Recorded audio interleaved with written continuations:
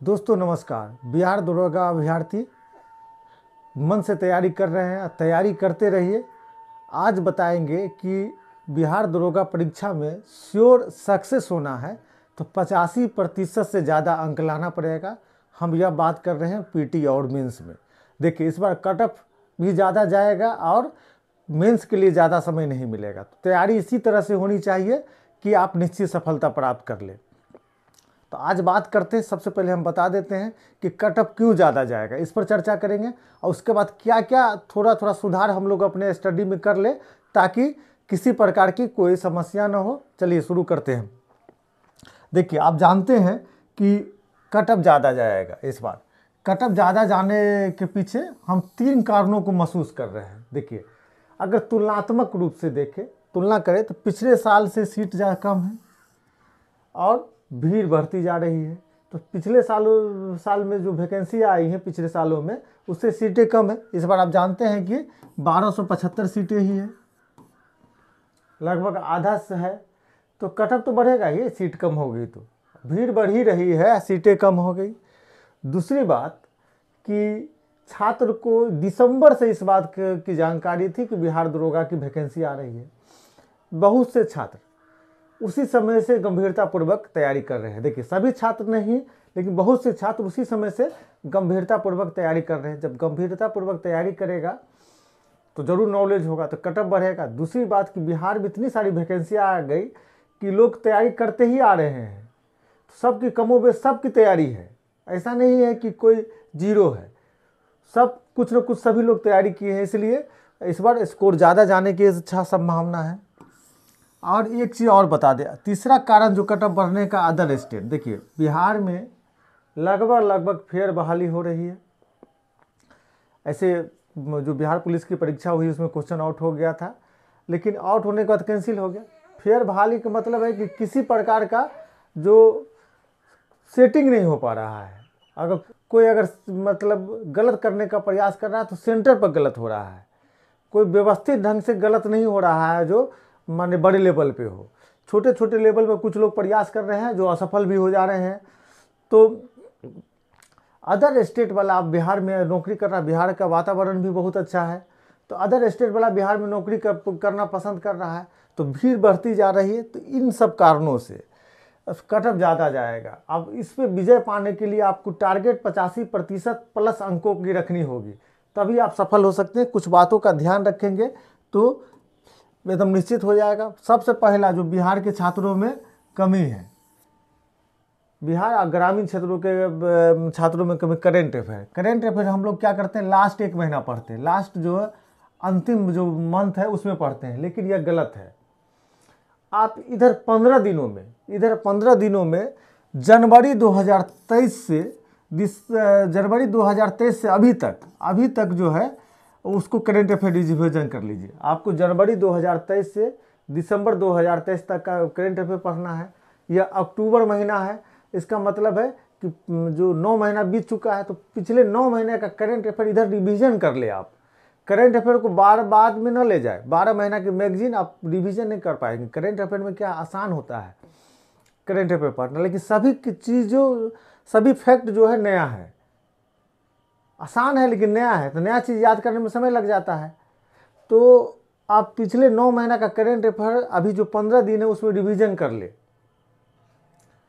और बाद में धीरे धीरे करके, जैसे अक्टूबर आएगा, अक्टूबर का पढ़े, नवंबर आएगा, तो इससे क्या होगा कि आप करेंट अफेयर में अच्छी स्थिति में रहेंगे, और जिसका करेंट अफेयर खराब रहेगा फेल हो जाएगा। ऐसे भी बिहार दरोगा परीक्षा का जो कट ऑफ जाता है, कोई भी सेक्शन आपका कमज़ोर है तो आप पास होने की स्थिति में नहीं है। पास भी हो जाएंगे तो मेंस में जाते जाते फेल हो जाएंगे। तो याद कर लीजिए और रिवीजन करते रहे। करेंट अफेयर एक बार पढ़ लिए तो छोड़ना नहीं, रिवीजन मस्ट है। अगर आप नोट्स बना के पढ़ते हैं तो रोज़ 1 घंटा आप रिवीजन करें। रात में खाना खाने के बाद 1 घंटा रिवीजन जरूर करें। करेंट अफेयर रिवीजन करना, हम बार बार बोल रहे हैं कि नया चीज़ होता है, नए नए नाम होते हैं।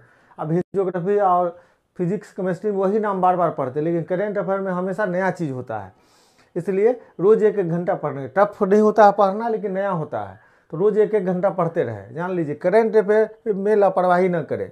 यहाँ जो देखते हैं ग्रामीण क्षेत्रों के जो छात्र हैं, उनका करेंट अफेयर बहुत कमज़ोर होता है, बहुत ज़्यादा कमज़ोर होता है। एक सूचना करंट अफेयर का वीडियो हम लोग अपलोड करते हैं, 2 एपिसोड अपलोड किया गया है, आप देख लीजिएगा, उससे फ़ायदा मिलना चाहिए हमको लगता है, क्योंकि फैक्ट जो है वो हम अच्छा उसमें सेलेक्ट करते हैं, खुद स्वयं से बनाया जाता है, इसलिए उस वीडियो को देख सकते हैं। दरोगा, बिहार दरोगा प्ले लिस्ट में होगा या करंट अफेयर प्ले लिस्ट में, दोनों में से कहीं भी जाके आप खोज सकते हैं ताकि आपको फ़ायदा मिल पाए। तो रिवीजन कर ले, 1 घंटा रिवीजन रोज करना जरूरी है। आगे का बताते हैं क्या करना है।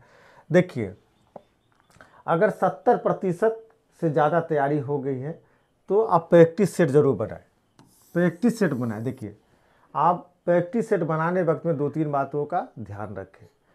हर व्यक्ति थोड़ा सा लोकप्रिय होता है तो अपना प्रैक्टिस सेट बाहर मार्केट में ले आता है। देखिए, प्रैक्टिस सेट जो मार्केट में हम देखते हैं 75% practice set up to mark नहीं है। आपको लगता होगा कि बिहार दरोगा का सवाल तो उसमें है, भैया पूछने के बाद वो शामिल कर लिया है, तो practice set up to mark नहीं है, अप टू मार्क नहीं है, लेकिन आपको पढ़ना है। तो 2-3 बातें आपको बताते हैं। पहली बात बताते हैं कि बिहार में जितनी भी परीक्षा हुई है पिछले 10 वर्षों में, बिहार में जितनी भी परीक्षा हुई है पिछले 10 वर्षों में, उसको बना ले। 15 वर्ष का मिलता है, 15 वर्ष का बना ले। उसके अलावा उत्तर प्रदेश में जो परीक्षा हुई है प्रीवियस ईयर्स बना ले। ऑनलाइन मैगजीन मिलती है, जो भी मैगजीन पसंद हो, उत्तर प्रदेश में जो परीक्षा है वही है, उसका प्रैक्टिस सेट बना ले। ये दोनों मानक है, इसमें तो कोई शंका नहीं है, बना ले। और एक बात और हमने देखा है कि बिहार के एग्ज़ाम में उत्तर प्रदेश के परीक्षाओं से क्वेश्चन कॉपी किया गया है, और एक सेट से 15-15 क्वेश्चन कॉपी किया गया है।